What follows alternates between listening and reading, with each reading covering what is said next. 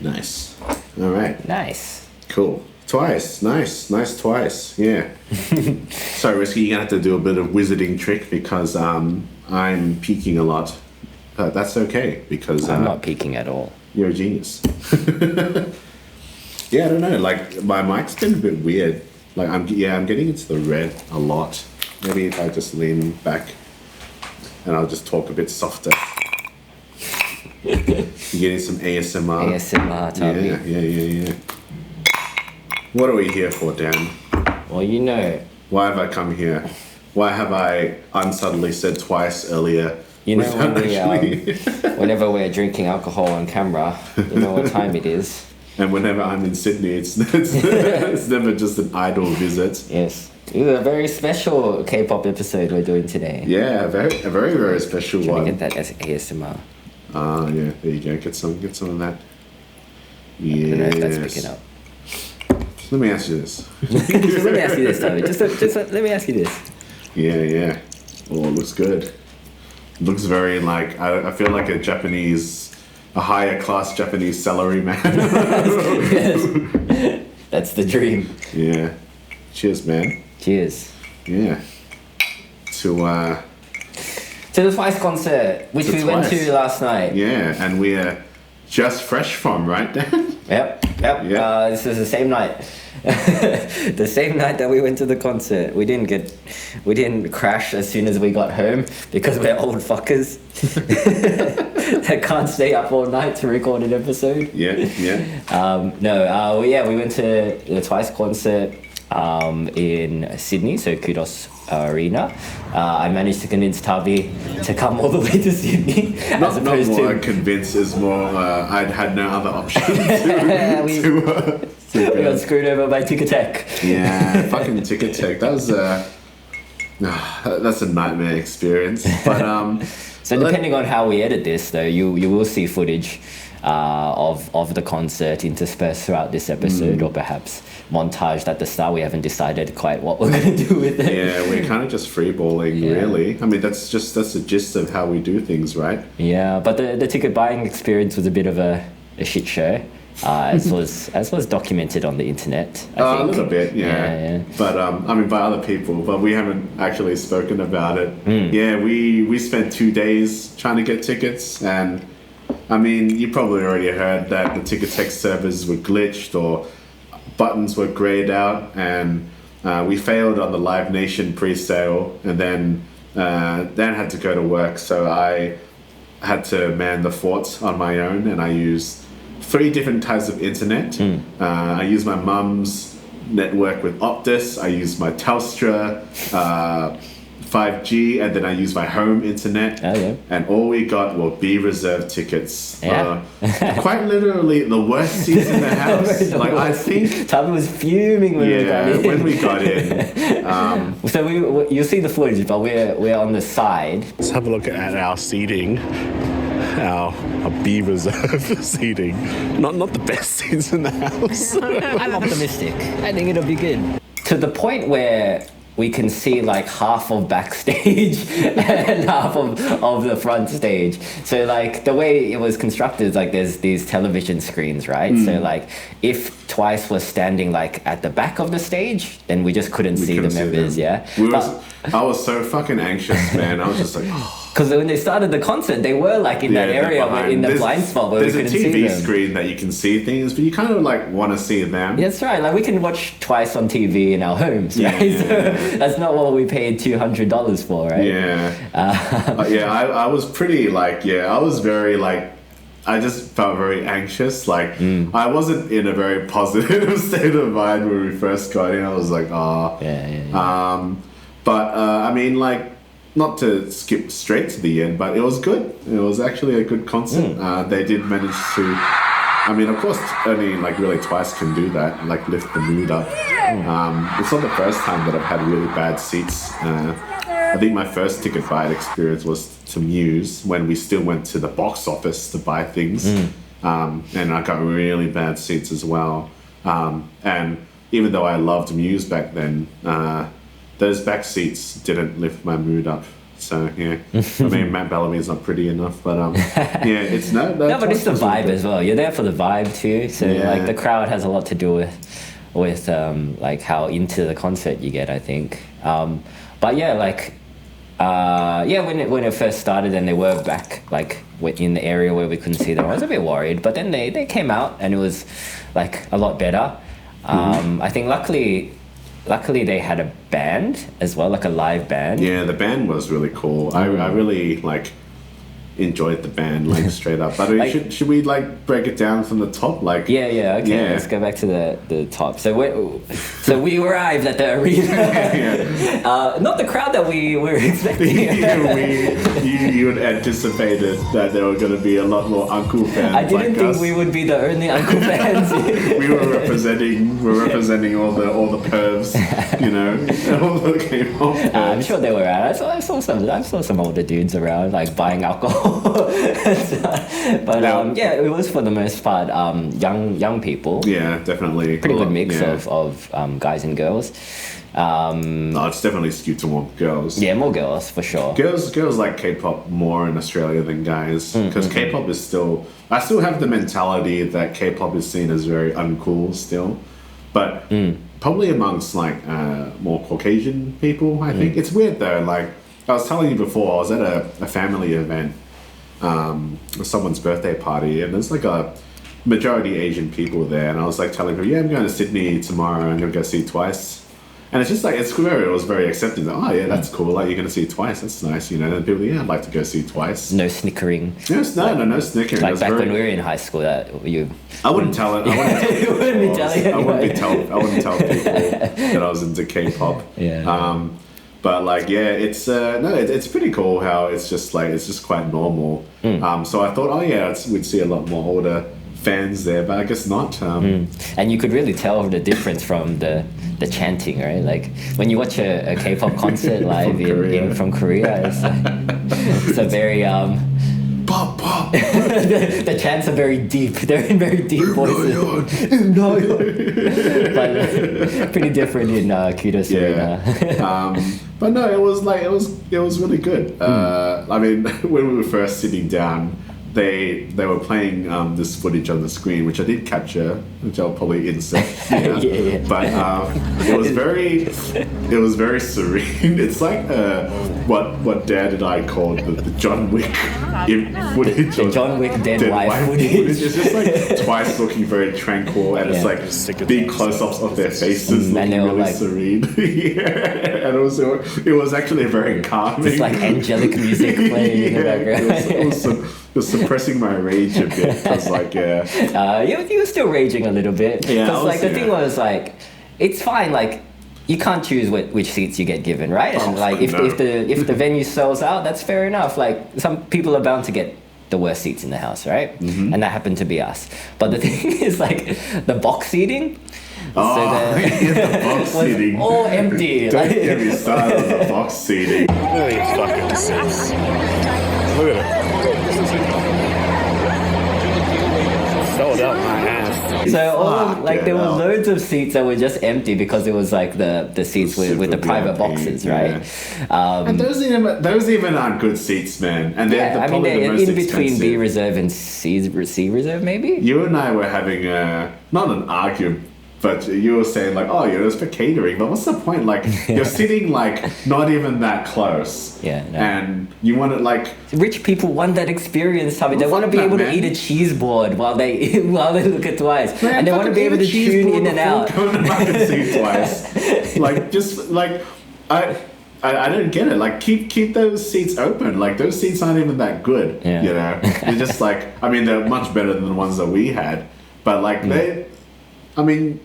they probably would have been like, maybe $50 more. We'd easily go. And if they don't sell out, then probably maybe just sell them for like a cheaper rate. But no, they're just like, no, let's just leave them open. This whole fucking row of empty seats. Yeah. And just like, we were discussing whether it was for family members or something. Could be. But it was just a whole fucking empty row of seats. Big section. It's just like, dude, that's fucking shit. Yeah. So Tommy was pretty salty. I was very salty. I was too busy, and so I was alright. Nah, man. It was just like, I mean, you know, when are they going to come back? You know, that's the thing. You don't know if they're going to ever come back to Australia. Also, you had travelled a lot further than me to get there, so yeah, fair enough. One of us had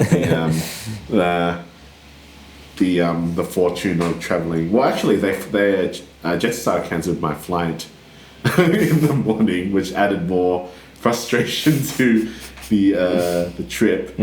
But I switched to Qantas, and then it was actually a better flight. You got a panini. I got a panini. I had airport Wi-Fi. Yeah, Wi-Fi on the flight, right? Yeah, First time for you to Wi-Fi have on the that. flight. That's I felt like one of those guys in the box seats. One of those Hunger Games guys. Yeah, But no, when the concert started, it started off very well. It started off well. I was still because obviously the reveal is behind the stage, where it's like. So they opened with Set Me Free. And we couldn't see them at first. We could only see the screens with them on it. And then they continue with Can't Stop Me.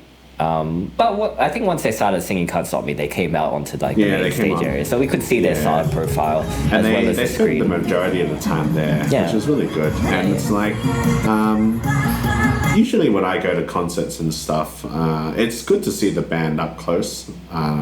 It's definitely if you're going to go see like a Twice concert. But I generally like going to live music events. So even if we didn't have the best view of Twice, I did just generally enjoy just the atmosphere. It's a different experience.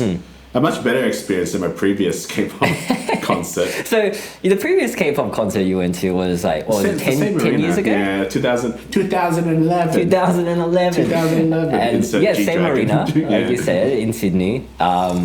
Obviously it was in summer, so you're already on the back foot there. But and it was the arena was open, so it was hot. But we were saying like the crowd has changed, right? Compare that crowd in 2011. Yeah, that's true. Same Australian, crowd, but like different people are there, right? What would you say is the difference? Well, you let me ask you this, Tom. Let me ask you this, Tom. What would you say was the difference? Well, you said. I mean, this isn't even really derogatory, but like they're kind of a bit more geeky. And I don't mean that in a derogatory sense. The people that were there last night. Yeah. I mean, tonight. Whereas, just like 2 hours ago. But with sunlight that's going through. No, but 10 years ago, I mean, of course, when we started the fight, I was like probably more meat-headed, and maybe more fanatical. More. It's kind of more of like a music festival vibe, maybe less specific to K-pop. I don't know. I think I'm just imagining a bunch of meatheads is all. Like people getting not so get much ripped like for stereo, that kind of thing. It was definitely like I felt it was less positive than last night, and I think the issue back then is there was too many groups. Because back then everyone wanted to just see SNSD. Because it was 4 Minute, it was Kara, it was SNSD, it was CN Blue. I was thinking of CM Punk. I don't know what CM Punk was, but maybe the famous. Is that him? And Black was there. But clearly everyone wanted to see SNSD, who were only there to perform 3 songs. So everyone is kind of just like, I want my piece. Like I want to see who I'm gonna rip anyone apart who's in my way. Or who elbows me.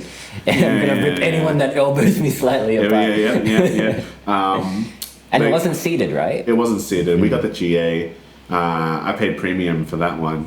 I should have paid premium for this one as well. That was my mistake. Because in this one, even the VIP section was seated.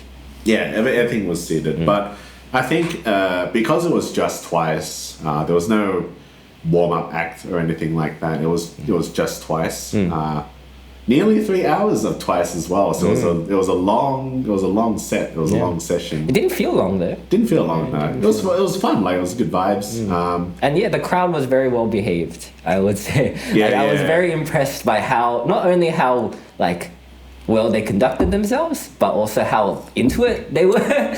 Like there was a section, this is skipping ahead a bit, but there's a section with crowd participation, right? Yeah, the fake last song, yeah. Yeah. The encore, well, yeah. no, like when they like filmed the crowd and they like had them dance to different Twice songs, Yeah. right? And like everybody knew the dance moves. We were so We were the scared. only fake fans. We were so worried that they were going to come to the us. camera doesn't come to us. But like, yeah, it's just really cool to see that like the Twice fandom, the onces, I guess, in Australia, are not only like mature enough to conduct themselves well, but also like fanatical enough to to like be into it to that extent. So yeah, really cool vibe. But yeah, they opened up with Set Me Free and then Can't Stop Me, and then they went into their intros. So this is where I kind of noticed like the production value of the concert itself. So like obviously because English isn't their first language, they had to have interpreters or an interpreter. And yeah, I think it was pretty well done. It like felt pretty seamless. Yeah, it was really good. For the most part. The last time I had seen an interpreter as part of the show was when I was watching the Crunchyroll Anime Awards. Right. And like, they did their best, but it was kind of not the greatest. Okay. And there were a lot of like people on the streaming comments on YouTube like clowning on the That was online though, right? It was online, so they kind of had to do it Delay. as like, because in the concert, like the Twice members would pause and then the interpreter would talk. Whereas this one, it's like it was for the stream, so it's like the interpreter had to speak over, and everyone was just clowning on the interpreter because it was like there were Japanese native speakers, but it was like very Japanese English. Okay, so they weren't like American. No, they weren't American. That spoke Japanese. Yeah, Okay. so I think the interpreter was pretty well done. There's definitely Native English speaker that also understood Korean. Yeah. There was a bit where I think there was probably some technical difficulties because Daeyeon, it was also after like a set of solo stages. We're jumping around a bit, sorry, no structure.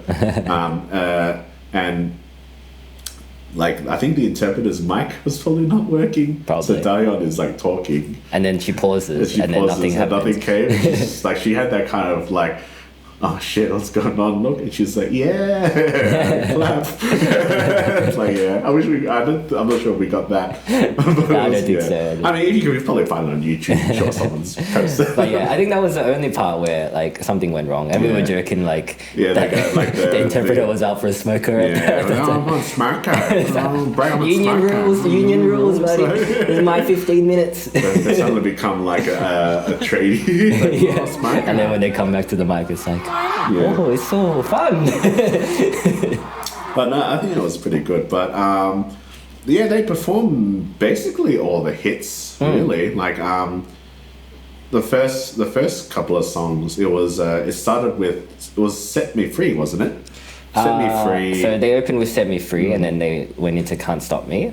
Yeah. And then they went into their character intros. Yeah. And then after that, they did more and more with the ladders. Yeah, I actually really enjoyed that performance. I'm not the biggest fan of More and More, but I actually quite enjoyed that choreography because like they had like these pillar ladder things, and like it was basically the grips pushing them around and stuff. It looks cool, and it's also a good way because obviously the girls have a lot of different choreography to remember. Sure. And they're probably tired singing as well. So it's kind of like, it's a pretty creative way to give the girls a bit of a break and just like do something different. So I actually kind of like that. I imagine that's kind of like what you'd expect when you go to theatre to see. Yeah. Well, yeah, I mean, it breaks up the monotony of just kind of choreographed dance moves, right? Like using props, this kind of thing adds a bit of theatricality. It's not like huge. It's not something to like the extent of like a Pink concert or a Lady Gaga concert where they're fucking they're not trapezing around. just fucking, but there's 9 of them. Get off the fucking ceiling. It's like Spider-Man. But no, it does. You're right. It does kind of break up the routine a bit, breaks up the show, and yeah, it gives them a bit of a rest. Even though they were only 2 songs in at this point. But yeah, they did more and more, and then Midnight Sunrise, and then they went into the first set of solo stages. This first set of solo stages with Da Hyun. She did like a piano cover of a Korean song that I'm not familiar with. Yeah, no. We couldn't see her anyway because she was. That's right, she was in the part where we couldn't see. Suyu did a Charlie Puth cover, a little dancey number. Yeah. Sana did a Dua Lipa cover. It was Dua Lipa, I didn't remember. New Rules, I think the song is called. And Momo did some pole dancing. I don't know. I honestly can't remember what song she sang, but it was like a dance routine. Like it was very good. It was very good to watch. It was good. You see our reactions. I'll put on screen now. Yeah. And Mina did an Ariana Grande cover, 7 Rings. What do you think of the first set of solo stages? Did any stand out to you?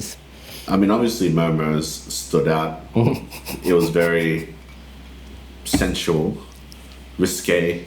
Well, it's very like hip hoppy as well. So it opened up pretty hip hoppy, and then she transitioned into pop. Yeah. But like she loves doing that stuff because she's obviously the main dancer, so she would obviously like to flaunt those skills. And I guess you can disguise that kind of thing in a K-pop concert aimed for tweens, but. That's fine by me. Well, I think pole dancing as well has been a bit more widely accepted as another form of dance. No, like it's not like I mean, there's obviously sexual connotations to it. Like you can't. Yeah, but that comes from like the boomer generation that like who goes to strip clubs anymore? That's just go to K-pop concerts. $200 on restricted viewing. Yeah, and it's like I think people recognize the athleticism to it now. It's the skill definitely involved. It's definitely a lot more like open. Like I know people that do like pole, and it's just like it's not. People do it for fitness these days. It's not for So that's good for them. So that was good. I liked Mina's one as well. Yeah, 7 Mina's one Rings. was I good. think maybe I just like that song as well. I don't know the song. I like Sana's one. I thought hers was pretty cool. She's on the floor. She's on the floor for a lot of it. All the Japanese, kind of writhing around. The Japanese members have definitely like. Sana and Momo have always done like. Momo had always done that kind of like more overtly sensual kind of style. Really, I thought Sana was the cute one. Sana used to be the cute one, but then she's, as her performances through the other world tours, I think her reputation is she's maturing, let's just say that. Okay. And then now Mina is, starting to move towards that from starting to twerk. The twerking. Twerking's becoming her thing now. How do you feel about that, Tommy? Twerking. I'm not the biggest fan of twerking. As a dance move. As a dance move, like to me, it looks silly. It looks like I told you. It looks like someone that really needs to take a shit really just badly. trying to shake one off. They're trying to shake it off.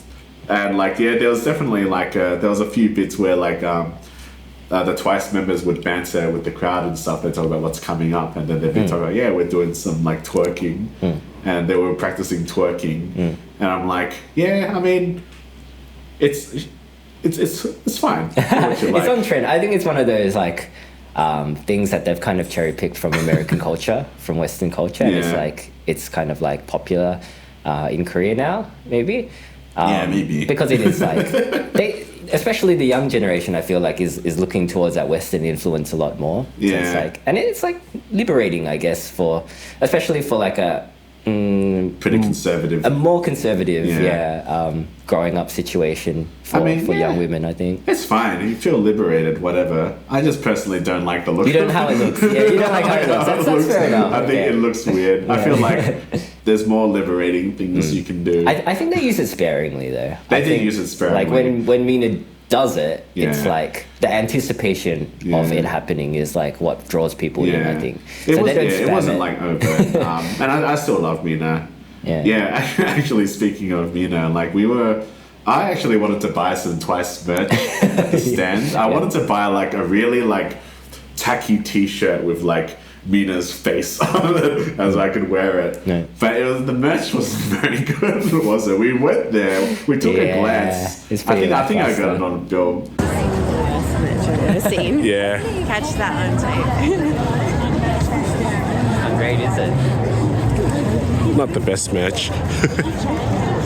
And I was just like, wow, these designs are very basic. It looked like it had been done on Canva with just like stock fonts. It only looks good when Twice are wearing it because and they it did just wear says it. Twice across it. Yeah, it says Twice. And I was just like, nah. It looked very low effort. Yeah, and I'm always actually very excited when I go to concerts. I'm like, yeah, I want to see the fucking I want to see the merch. I want to see what that looks like. I mean, a few people bought them. I saw people no, rolling people around in them. definitely And bought like them. they look fine. It's just like it could be anything, you know? Yeah. So yeah, but like we were looking at Etsy like before the concert started, and like there's just a lot better stuff on it, more unique looking stuff. Unlicensed stuff too. Yeah. Cheaper as well. I Probably. should have, definitely. So I should have bought something off Etsy, and just You're not a real fan. You're wearing an IU t-shirt. I'm wearing an IU t-shirt, unlicensed IU t-shirt from my mister. It doesn't even have her face on it as well, but it's a cool t-shirt. But no, the first set of solo stages were good. I actually really liked Dahyun's piano cover as well. Like even though we couldn't see her, I was just looking at the screen, and it was like, I think she knows theatricality. Yeah, I think she understands it maybe a bit more than some of the other members, because like Suyu's was fine, but it was kind of like a bit generic. Yeah, you were saying before. Like yeah. even the idea of covering a Charlie Puth song, like no shade to Charlie Puth, like he's an excellent vocalist and stuff, but like Is he? he is. He's like, he's known for being like a really okay. like he I has don't know. perfect pitch or whatever. Oh, really? Like when he goes on talk shows, he's always demonstrating how he has perfect pitch. Okay, good on him. But like his songs are pretty generic. Yeah. So like, but Dahyun, like she's coming out in like a really like a wedding dress almost, I guess, playing a white piano. It's just very like she's got the look down pat. So it makes it a bit more memorable, I think, than something like Tsuyu's performance. But yeah, after that first set of solo stages, they introed a band, their live band. So the live band. Yeah, the live band. I really liked the live band. I wasn't expecting it. Yeah, because I mean, there's always that issue where, especially when it comes to pop concerts, when you're dancing and singing at the same time, some of it is bound to be lip synced. And I think there was a mix of that with this performance. Because sometimes it's like you can kind of hear when they're out of breath and they're a little bit pitchy, but then sometimes they sounded like the backing track was good. So I think it depended on the song. That would probably irk me like 10 years ago when I was a real like metal rock concert purist. When you were an elitist. When I was an elitist. When I didn't understand that dancing and singing is really hard to do at the same time. Yeah, no, it's easy, I reckon. So now it's like, I don't mind it that much anymore. But I do appreciate the band made it feel much more organic, I think.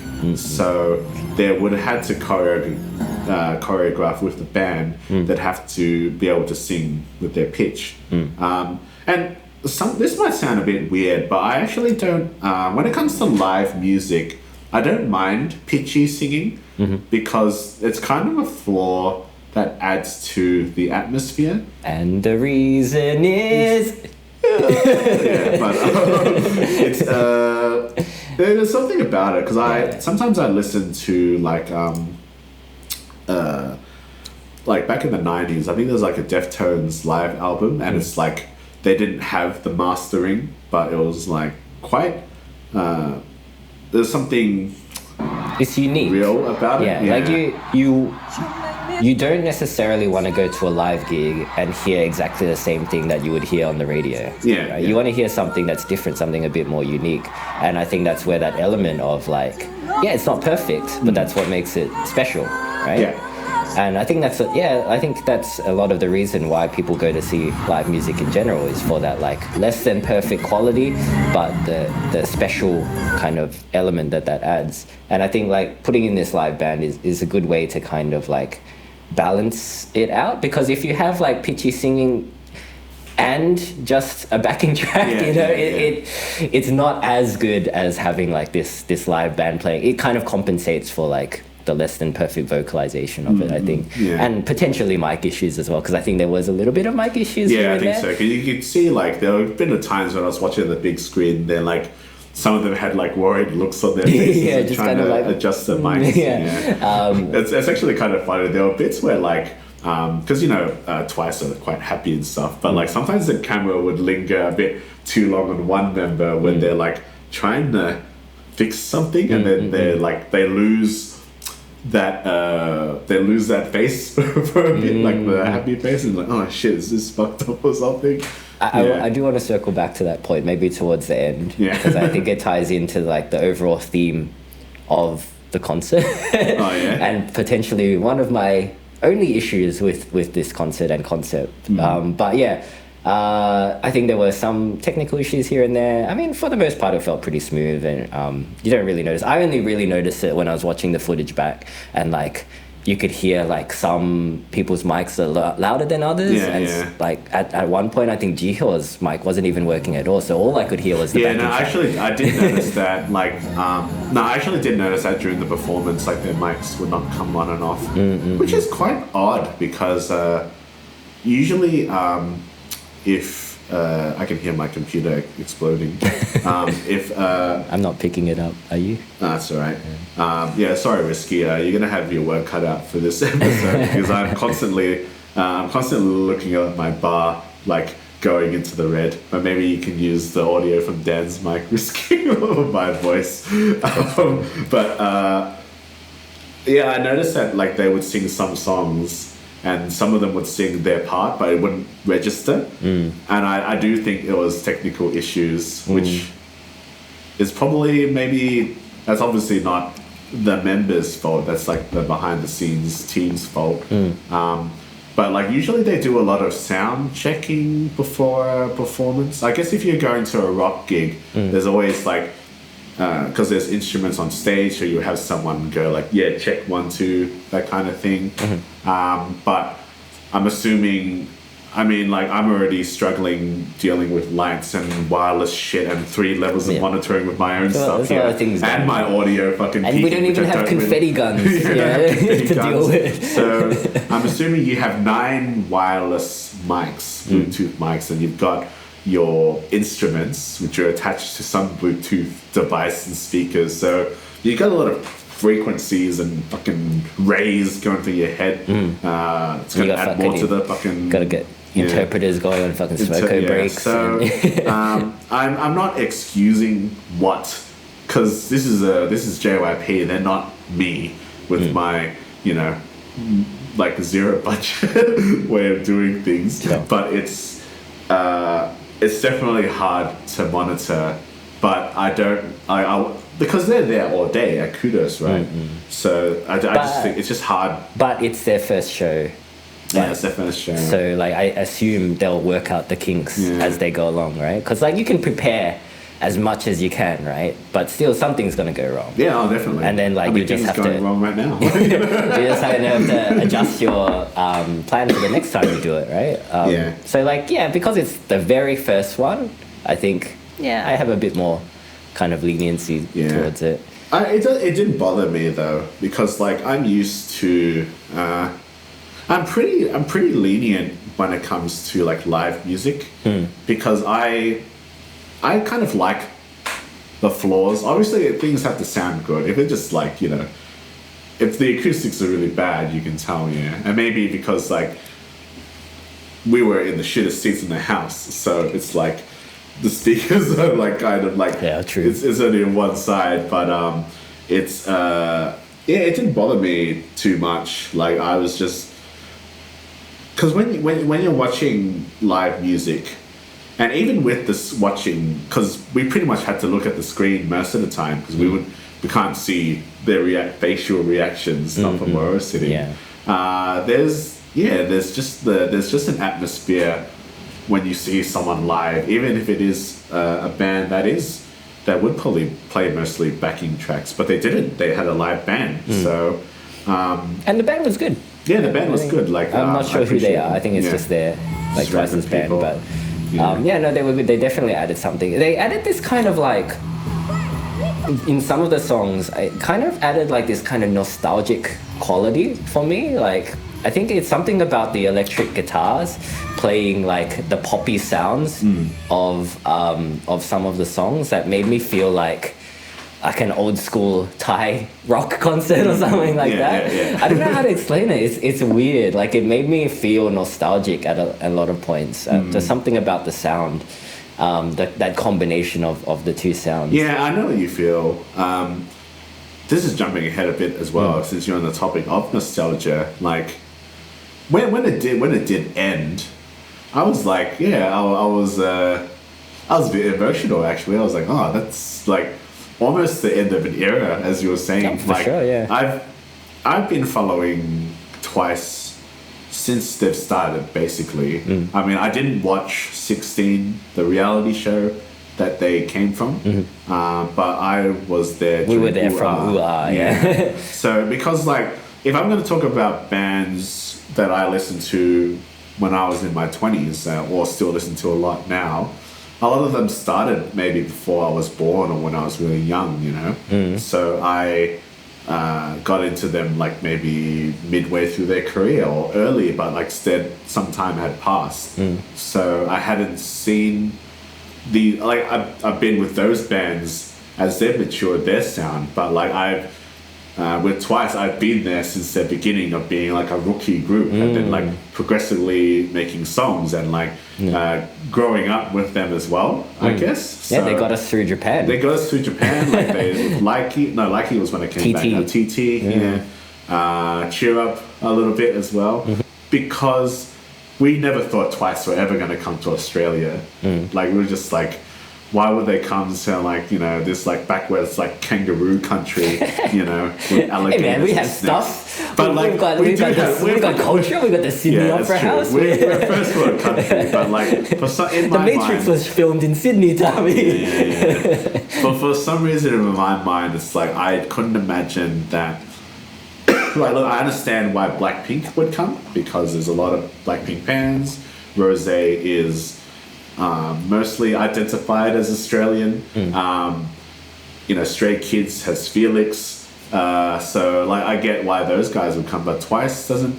I don't know why, but I didn't think Twice had that much sway in Australia for them to want to organize a world tour to come here. Maybe not like an individual kind of tour, because SNSD had come in the past, so I kind of always had in the back of my mind. An individual tour. I always thought Twice might come, but as like a JYP kind of stable, and probably towards the tail end of their career. But yeah, to see them like just 3 hours of them in an arena packed with fans that like are there for them as well. It was just it was a really it's a really different experience from like watching like a rock concert, and this is kind of what I wanted the experience to be 10 years ago. Like, it's kind of how I imagine how I would have felt while watching it. I just felt tired and hungover, so that's probably my fault. But I didn't love it as much, you know. Like, the thing is, I remember that concert pretty well, because it's definitely an experience. But it's not the best experience. But like, I mean, like, all that, like look, I get much of the reason most people like us are into Twice initially is they look good, all right. There's an element of primitive perving to it, essentially, but when you've been following a group for this long, you know, and listening to them all the time, like when I edit a podcast episode, I'm not listening to rock music or radio. I'm listening to Twice. I've got Twice in the background, you know, just listening to them all the time, and just like I watch a lot of their YouTube stuff as well. I just find it very calming. It's just relaxing, you know. There's this element of like support where it's like we don't personally know each other, but there's like kind of still a connection. And I think there's something like, not to sound too new age, but there's something like spiritual about it, I think. So like when A bit like sorry. yeah. Open up. It's cheesy, but like, you know, being cheesy is alright. So it's like when we left, like, oh, like, you know, like, I'm not sure, like, it's kind of like when you say goodbye to a friend, especially in Japan, it's like, we'll see you later. It's like obviously the relationship is still there, like there's still good, but it's kind of like when, you know, because like at the end of the concert, we'll see you next time, we want to come back, but the reality of it is like, you know, Probably not there. probably not, when, like, you know, they're there together for another 7 years. You see a lot of news that their popularity is declining, so it's like who knows when, like they're gonna, so it's kind of like almost a lightning in a bottle experience, and it's kind of like, oh shit, like, you know, we've finally met after 7 years of like making music. So I was like, it was a good experience, I think. And I think it's also to do with like the theme and vibes of the show as well, right? Like this is the Ready to Be concert, right? And because of like the solo stages, they kept saying this was their first time doing solo stages, right? And it really felt like they were trying to showcase their individual talents, right? For the potential to spin off into something that's not Twice, right? Like it felt like the last season of a TV show, right? Where they're like kind of pitching spin-offs. And I think that probably adds to it, because it's kind of like there's a sense of finality to it. So you do feel like you're probably not going to see them in this capacity again anyway. Even if you do see them later down the line, you're going to be a different person as well, right? So that makes total sense. Speaking of the solo stages, they transitioned from Feel Special, Fancy the Feels, and then they went into their second round of solo stages, which was Chaeyoung playing original song called My Guitar, Jonghyun doing a Lizzo cover, Jihyo singing another original song, Nightmare, and Nayeon singing Pop, of course. I think that was my favorite song on stage, because that song has fucking been, I mean, not in a negative way, but at bane, because it's been on my Spotify on repeat for a long time. It's just like, I know it's not the greatest song, but it's like, it's just damn catchy. And like, as I'm gonna quote Mr. Whiskey here, Snayon, man. Snayon, man. Snayon, man. Snayon, man. There's something infectious about like the hook. It is. Pop. It's just in your brain, just popping your brain cells like one by one. It's like bubble wrap, just pop. I really enjoyed it, and then she had a dance breakdown with the band too.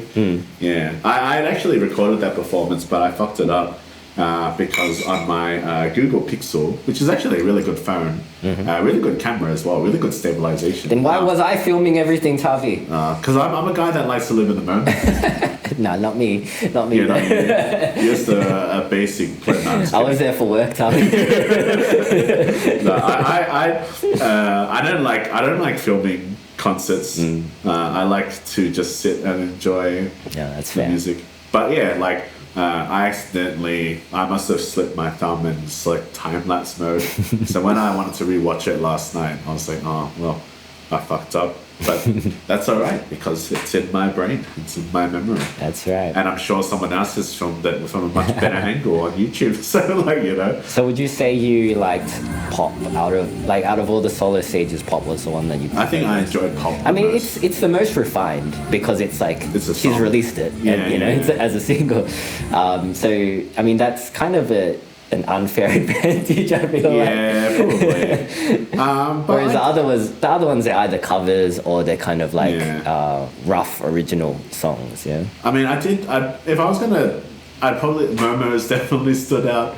I like. Here's the footage again about reaction. I did like Mina's. I even like Chewy's as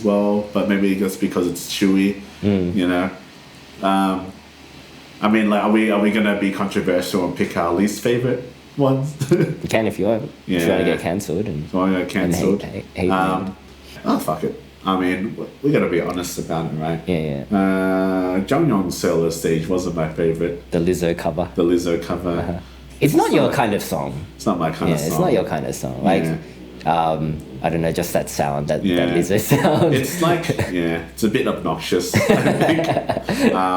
I mean, like, let's, like, we've never really addressed this, but obviously, like, you know, Jonghyun's had issues in the past with her neck, and she's obviously, like, she had gained weight at that point. But she's looking really good now. She's lost a lot of weight. So, good on Jonghyun. Yeah, like, I mean, I don't really know much about the situation. Like, she, dislocated a disc in her neck or something. Okay. So the medicine she took just made her gain weight. So there's nothing she could do about it. Okay. So yeah, she took a break and she struggled from that mentally, you know. And like through a lot of support from the fans and stuff, she's lost a lot of that weight, and she's looking really good. Like, I mean, like, good on her. And she's no less of a performer either. Like, I think she performed really well on stage, actually. Yeah. I mean, they all did. Yeah. But yeah, like. Yeah, but I don't just know. her solo stage. Just something about her solo stage. Yeah, I agree. Actually, I would probably put Jonghyun and Suyu's performance probably on equal footing for me, because Suyu's was like, it was okay, but it was just kind of like, I don't know, a bit mid. Yeah, that's fair. It's probably the song. Yeah, I'm one of the biggest Charlie Puth fans. I didn't even know it was Charlie Puth. I didn't know a lot of the songs that they covered, because I'm not really into Western pop. Well, I think it was also like kind of they're trying to showcase their personality as well. Yeah, so like to me, like she's kind of young, like so like I could see her being into like a Charlie Puth song. I don't know. That sounds like a diss to both Charlie Puth and to you. But I mean, like, to each their own. But it's just not my vibe, I think. There was this like woman behind us. Every time Shui was on, she's like, "Shui looks so fucking good." That was a woman. She's amazing. She's so good. Yeah. We might have that on camera somewhere. She is good. No, she's good. Yeah. And to be honest, like, Jiho's Nightmare song was less impressive until I found out it was an original. Yeah. Like, I actually didn't record it, which I feel bad, because I was like, this sounds pretty generic. and then she said it was something original that she'd written, and I was like, I feel bad now. Yeah. But a lot of them, like, if you look on I call them the B tracks, because they're not the title tracks on the albums and stuff. A lot of them do write their own. They write the lyrics.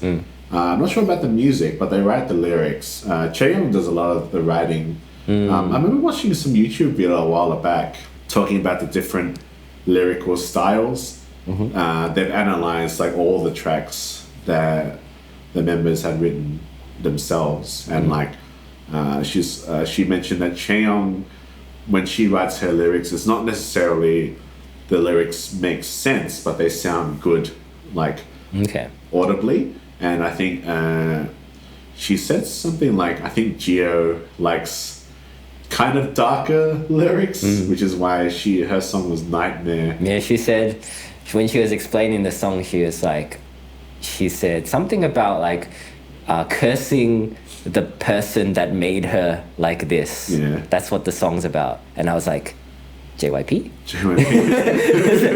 Song about JYP?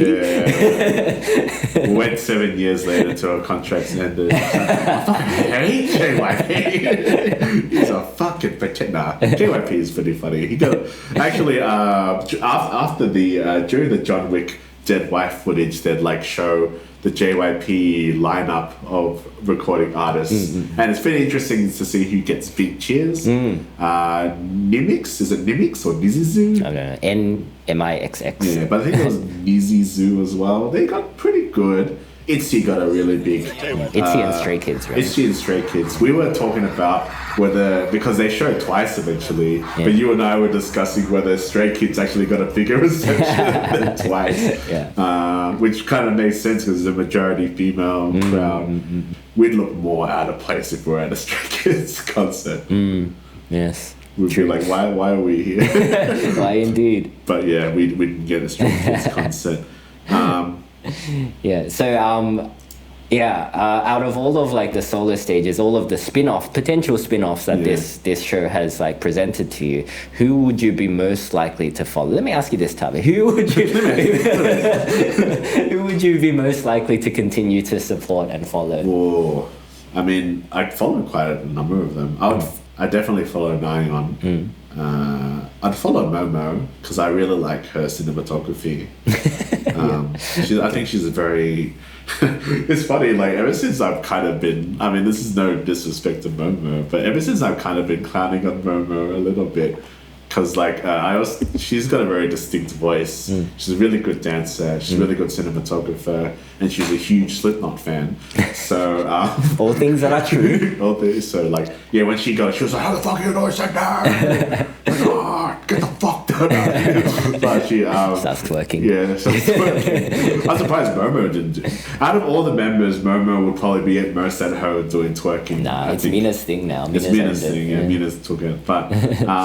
I'd follow Momo. Fuck, like, it's hard because I'd follow... If I was going to pick the select few, it'd be Nayeon, Mina, Momo, probably Sana. Yeah, let's just keep it at 4 just to be spicy. Okay. Yeah. How about you? I feel like Nayeon has the most commercial appeal. So I think just by way of exposure, I would probably be following Nayeon the most. Yeah. Which is probably explains why she's had pop like before anyone else has had anything really, right? I think Chaeyoung has potential. Chaeyoung's got potential. Yeah, I think she's not quite there yet, I think, but I think potentially she could grow into like quite a good artist in her own right. Momo maybe, but her thing is dancing, right? So like, I don't know, because I don't watch enough dance content to be... Yeah, true. You know, like, I don't really watch So You Think You Can Dance or any of those kinds of shows. But you appreciate good cinematography, though, so you... Yeah, I guess I do. I watch a movie when it comes out.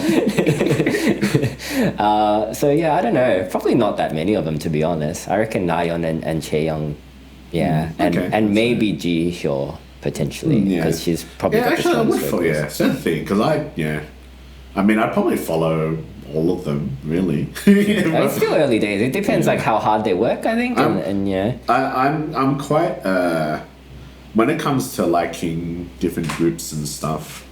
Like I'm quite loyal, I think. Like I still follow like what some Tiara members do these days because I'm a big Yoonjung fan, and it's quite sad to see her popularity go down the toilet. But like. I mean, not that bad, but she's just doing like indie stuff, and she probably prefers it that way. I mean, like the ephemeral nature of K-pop is you get older, you know. So it's like you can't really stop that.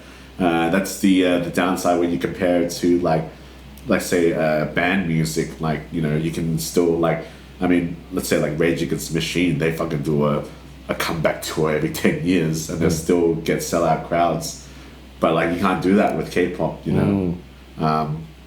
And so it's just onto the next new thing. But the thing is, like for me, Twice is easily my favorite K-pop thing. Maybe IU, but like IU is kind of a different league. Not to disrespect Twice, but like I like IU. Like IU and Twice are like they're up there with like.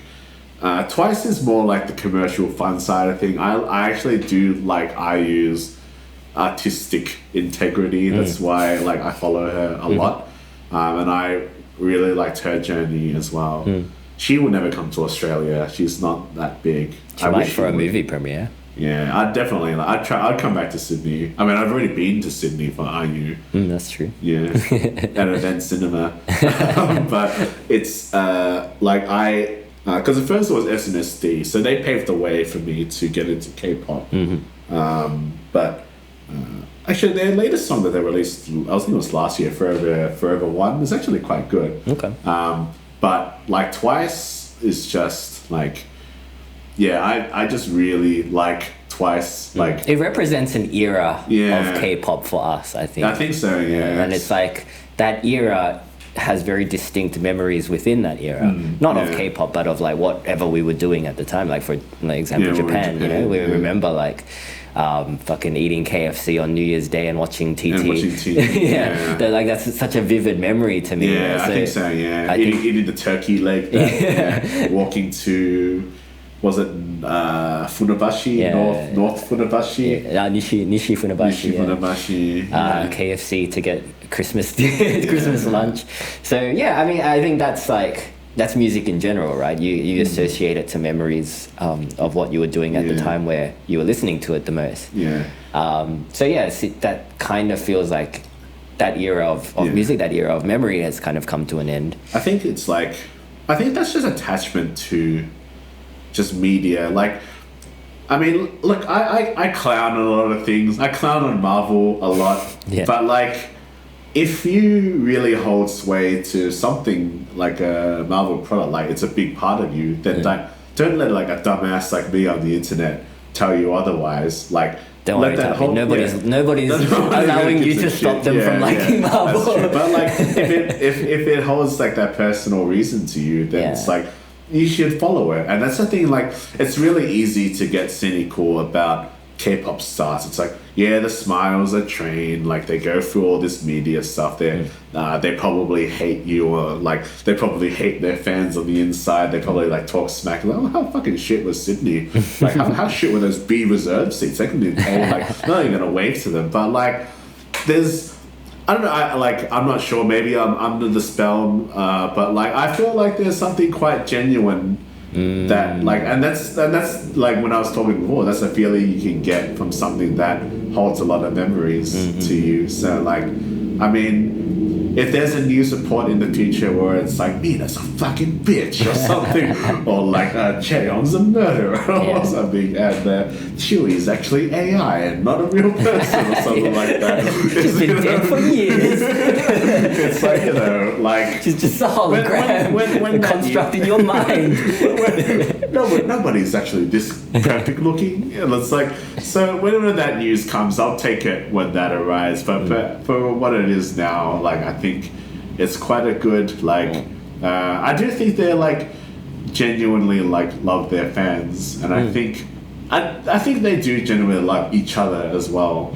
Like you can't stay together this long and still want to perform with each other. Yeah, while looking and watching the concert, I was a little bit conflicted because, and this is coming back to a point that I alluded to earlier. So the concept of this concert is Ready to Be, right? Yeah. And like it's them, like finally able to show you who they are. Yeah. Right. That's the whole vibe of this concert. Under the guise of JYP. Exactly, and that's my main critique is kind of like, really, that's the concept you're going for? Like, this is Twice and it's K-pop. It's quite a manufactured it's very and manicured situation, right? And like you can see that when you're watching the concert. Like as much fun as this supposedly having, like the bits that you mentioned where the camera might linger a bit too long on them, and you see like that facade kind of drop away for just a moment, and like they're not really showing us their real, like they're doing it as much as they can,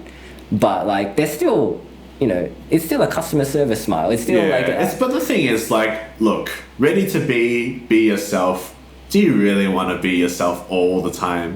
Like, do you really want to see but that's the what I'm deep saying. dark Like, shit? don't present this concept that they can't give us. You know, like choose something else. I think. Like, I don't know. Maybe that's them. Maybe the facade was just them being tired. Like because like I'm going to a K-pop concert. I know there's going to be a level of manufactured. But I would want them to show us that. I want them to show us that they're tired. Like to be okay with going, oh fuck, I'm wrecked, man. Like after singing like that song, you know. You're not gonna see that coming from Korea. It's not from Korea. I think you can though. I think I think I wasn't expecting that at all. Like they said the concert, like it's just a bit of theatrics. Like for me, it's like, you play the hits, you entertain me, is this alright? Yeah, I don't know. I think I would have felt better if that wasn't the very specific vibe that they're going for. That's interesting. You know? Yeah, I feel like it didn't bother me at all. I mean, not to end this episode on a downer. Like, I still had a really good time. I just think like there was a little bit of like conflict while I was watching, a little bit of like contradiction going on, but like I said, they're having as much fun as they can be. Like it's tiring doing a show, and that's fair. And yeah, like they're very good performers, so they were able to keep it up for like quite well. So know, for the most part, it didn't bother me. I mean, like there's a lot of twerking, Momo's like dancing on the pole. I feel like that's a step up a little bit. I don't know. It just felt a little bit on the rails. Yeah. To go with a concept. But I mean, it's like I mean, I like not really a criticism, but like, you know, when artists will talk to a group and they have the interpreters and stuff, and then people would cheer.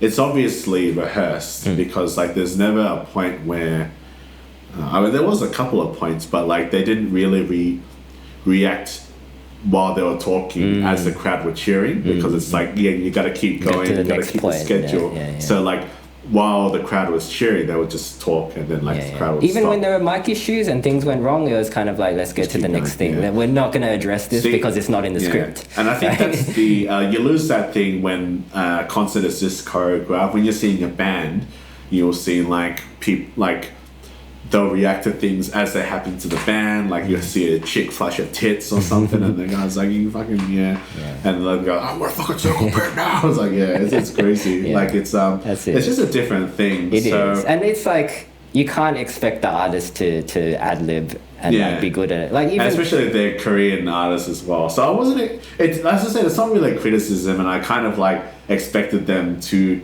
kind of just carry on as they were doing that, but it's also like, you know, it's just like it would have been nice for them to like, because this is their first time in Australia, and to really feel this, because I feel like the audience was pretty loud in a good sense. Like there was a big reaction, you know, to kind of let them take that in, and then let us know, oh shit, this is cool. Yeah, but maybe like, we're just not as good as LA or yeah. That's true. I think it was maybe a bit too rehearsed. Even the ad-libbing that they did felt a little bit rehearsed. It's definitely rehearsed. Yeah. That didn't, like, I said it didn't bother me. Like, Yeah, I mean, I don't think it would have bothered me if the concept wasn't ready to be. Yeah, if the concept wasn't like, this is who we are. Oh, you're a bunch of robots, are you? Is this who you are?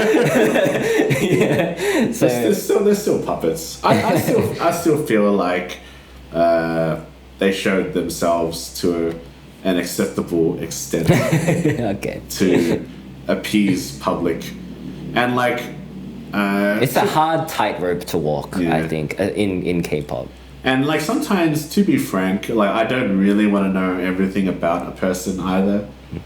If you knew everything about me, Dan, you'd never do this podcast with me ever again. And I'm sure it's the same way with you. Yeah, that's fair. So it's like, I mean, everyone plays to a customer service. Everyone acts differently, like, you know. But like, I'm pretty, like, I mean, you know me pretty well, and I don't usually hide a lot of things unless it's really like transgressive. But I'm not going to talk about them on this episode. So, you know. Nah, it's fine. Like I would, you know, it's like I said, it's a hard tightrope to walk. Like you got to rehearse. You got to be well prepared. You got to know what you're doing. Especially if you're in another country, in Australia. Us backwards people, they don't make that much money from this concept. Yeah.